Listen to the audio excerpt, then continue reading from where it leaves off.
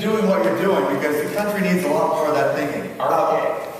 So, let's just go straight to the thing that came up toward the end of that last session about Detroit. I mean, I want to hear you talk about a bunch of things, but, Bruce was saying the thing he would say to you is don't spread financing like peanut butter over the state. Obviously, that's not entirely possible, but doubling down on what's changing in Detroit. Can the state follow that advice, and where do you see Detroit going forward from here?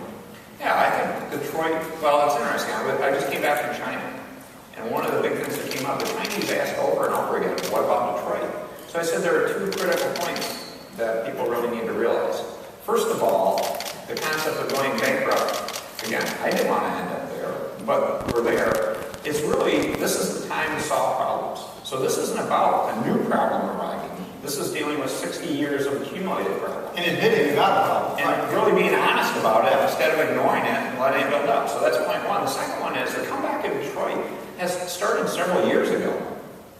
And because quite often people say, well, after the bankruptcy, is the city going to come back? And that's backwards. The comeback has already been going on outside of the municipal government, outside of the public sector.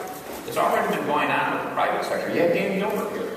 I mean, how much has he invested in Detroit? The total investment is about $10 billion in Midtown, downtown, the riverfront over the last few years. There's about 12,000 jobs that have come in Detroit. A lot of these young people are living in Detroit now.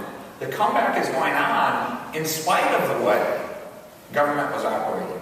When we get government operating to get better services to citizens, think about the opportunity. That's really exciting. That's really cool. So I appreciate the comment that Bruce made last time. The only thing I would modify, I don't think it was complete from my perspective. He talked about investing in Midtown, downtown. I don't want to forget the neighborhoods. Right. I don't think that would be right. We need to include the neighborhoods in Detroit. I have a question on my list, how to connect the islands. One of the things I'm continually struck with in Detroit is there are these amazing things, like this neighborhood is very intact, very vital with the DIA, etc., and Wayne State. But then, it's not far away, there's just like burned out building.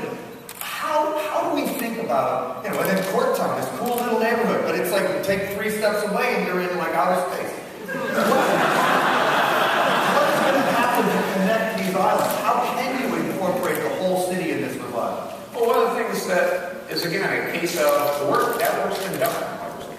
Is it complete or is it finished? No. But one thing that we should be proud of that people forget is, again, I'm highly involved in Detroit as governor of Michigan, but I'm following a roadmap that was done by Detroiters, which is the Detroit City Future Plan. They spent a lot of time on a great plan, and there's a plan done. So it's not like we're starting from scratch. I have this big book on my desk at Cadillac Place. So if you have a question, you open the book to say, well, this is what the people of Detroit thought was a really good answer. This is what we should be doing. So, let's recognize that we got a lot of great things done and follow that plan. Okay, but concretely, you brought this up yourself, bringing in the whole community, the African American community, not leaving them out as downtown. How is that going to be addressed concretely, and how are you thinking about it? What can we do? What can people like Dan Gilbert do? No, to go to that more specifically, David, and it's not just about the neighborhood issue. It really comes down to jobs in many cases. And I'll give you an illustration. One of the exciting things we have going on in Detroit that is more public sector related is we have a couple $1 billion of infrastructure projects that are going in over the next few years. We've got the M1 Light Rail, we've got a Regional Transit Authority, we've got some Eastern Market projects, we've got a new arena, we've got a bridge. I like this bridge idea. Well, we've got this bridge, and for example, the bridge is... Isn't that funny because you always talk about it? Yeah, I'm in New York right now. There's this bridge mechanic. So it's about 3 years out before we start serious construction on the bridge, or so, 3 to 4 years.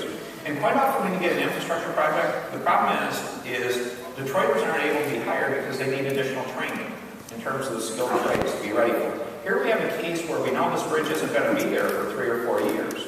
So now we have a chance to actually do training programs in a thoughtful way. And an interesting part has come out. This is an issue that we're trying to address with the federal government on workforce development. So in the federal government's model, you can only use resources to train people when you say you have a job right today. And it's like, that's kind of dumb. We know we're going to have these jobs in 3 years, 4 years, so let's figure out how to use those resources to get them in apprenticeship programs, other brain development programs, so they can work on the bridge. So that's just one illustration of things we're doing now that previously really hadn't been done, to think ahead to, again, those are great jobs. Is this like community ventures, which Mike Finney was telling me about? Yeah. Really kind of a radical new approach to job training. Well, community ventures, to be open, we just made it up because I said we had to do something for the structurally unemployed. What can you talk about what community ventures is? Yeah, Community Ventures is a program that's absolutely geared to say, let's try to find employment for the structurally unemployed, for people that have not had a track record of success working for one reason or another. And let's focus in on saying, let's put 1,000 people to work. And let's learn from that in terms of what the barriers and issues are.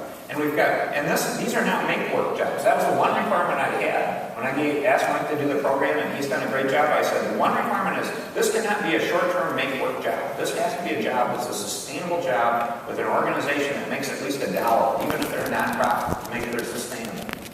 So that's what it's geared at. We've had great participation from organizations. We've done over 1,000 placements. We have about, you may have gotten 880 so people working, about an 87% retention rate so far. We've got more people. These are people that would have been on the street a lot of otherwise. Yeah, these are, again, people that didn't have a work history. The other part, though, that's really important to go with community ventures longer term is I don't want that to be viewed as a terminal point in terms of their employment career. So the thing is, you get employed in community ventures, and then you say, now can we do more traditional training programs on top to give them a path of upward mobility in terms of work. And so it's really exciting, and it's great. I think we're having the University of Michigan hopefully track this, because we'd actually like to get this published in a real study, because quite often these programs, people question if they were for real or not. I believe this is an awesome opportunity that then we can ramp up. And we have another one that I'm really excited about that can tie into this. It's called Max Squared. It's Michigan Advanced Technician Training. And this is something we brought back from Germany, from a trade mission, because Germany has probably the best apprenticeship programs in terms of skilled production people of anywhere in the world. But the German model wouldn't work here. They start at like 14 and take a bunch of tests when they're kids. So we've modified it, but we did it with German companies, and with Oakland Community College and Henry Ford Community College. It's Michigan Advanced Technician Training, which basically you apply, you get in, you are in this program for 3 years, you're working to get paid. You come out of it with a community college degree after 3 years. You have a guaranteed job, and you have a work commitment for 2 or 3 years. That's awesome. And it's starting in mechatronics, which is the combination of mechanical and electrical production training. So they're going to be able to run sophisticated machinery. These are going to be great jobs. There are already needs for these jobs out there. And we launched our first class this year. So as this succeeds, we really want to ramp that up and ratchet up. And then that's another great program to look to Detroit and the neighborhoods. A